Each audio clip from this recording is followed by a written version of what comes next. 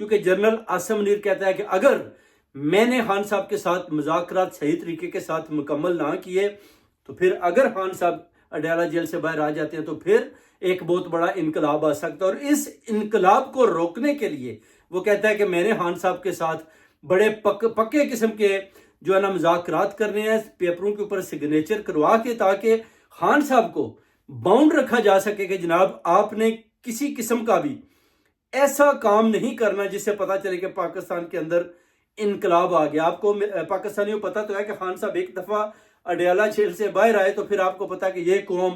کیسے باہر نکلے گی، دنیا کی کوئی طاقت ان کو نہ روک سکتی ہے نہ روک پائے گی۔ عوام کو، قوم کو صرف اور صرف انتظار ہے تو وہ صرف ہے عمران خان کا۔ خان ایک دفعہ باہر آ جائے، اس کے بعد آپ دیکھیں گے کہ لوگوں کو یہ سٹاپ کر ہی نہیں سکتے، روک ہی نہیں سکتے،